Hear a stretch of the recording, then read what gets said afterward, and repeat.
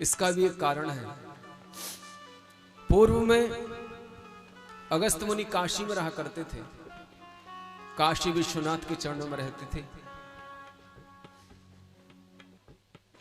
एक बार की बात है कि अगस्त मुनि का एक शिष्य था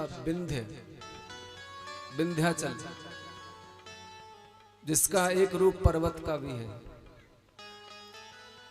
जैसे राजा हिमाचल पर्वत भी है और मनुष्य भी है, ऐसे विंध्याचल अपने जड़ शरीर से पर्वत बने हुए हैं और चेतन से सदेह आते हैं। सज्जनों, नारद जी ने एक बार विंध्याचल को भड़का दिया। नारद जी ने विंध्याचल से कहा कि अरे विंध्याचल, तू पर्वतों में सबसे छोटा है और तू सदा नीचे को झुका रहता है, तुझे सभी पर्वतों को प्रणाम करना पड़ता है। सुमेरु को देखो कितना ऊंचा है, मेरु पर्वत, तू भी उसके बराबर का हो जा तो तेरा भी पर्वतों में नाम होगा। इस तरह से नारद जी ने उसको भड़का दिया। नारद जी जानते हैं, उन्होंने ब्रह्मा जी से सुना था कि परमात्मा श्री राम दशरथ जी के यहाँ अवतार लेकर के आएंगे और जो दंडक वन में वास करेंगे, राक्षसों का विनाश करेंगे।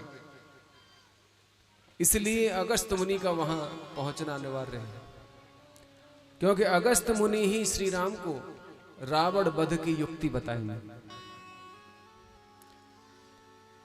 इसलिए नारद जी ने विंध्याचल को भरमा दिया और विंध्याचल ने अपना इतना बड़ा आकार किया, इतना बड़ा आकार किया कि सूर्य को भी ढक दिया। धरती पर सूर्य का प्रकाश भी आना बंद हो गया। अब तो मृत्यु लोक में हाहाकार मच गया। सभी लोग घबरा गए। नारद जी ने यह बात अगस्त मुनि से कही, जाके विनती करी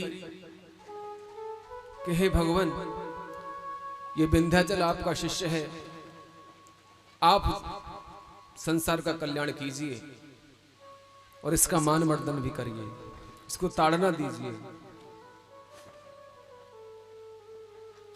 आज्ञाकारी शिष्य ही गुरु कृपा का पात्र होता है।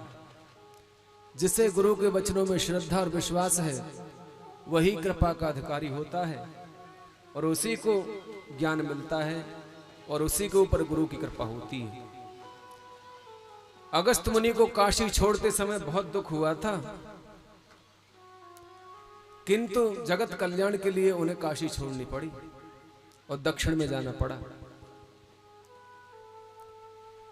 दक्षिण में आकर के विंध्य को देखा तो विंध्य ने गुरु जी के चरणों में प्रणाम किया, साष्टांग लेट करके। तब गुरु जी ने कहा, पुत्र विंध्य, मैं जब तक लौट करके नहीं आता तब तक तुम ऐसे ही पड़े रहना, उठना नहीं है। गुरु आज्ञा मान करके विंध्याचल नीचा हो गया और जमीन पर लेट गया। इसलिए अगस्त मुनि को दंडक वन में रहना पड़ा। वो दंडक वन छोड़ नहीं सकते थे, क्योंकि शिष्य को वचन दे रखा था। तो बहुत समय से दंडक वन में वास कर रहे हैं और यही प्रतीक्षा कर रहे हैं कि एक न एक दिन मेरे राम जी अवश्य पधार।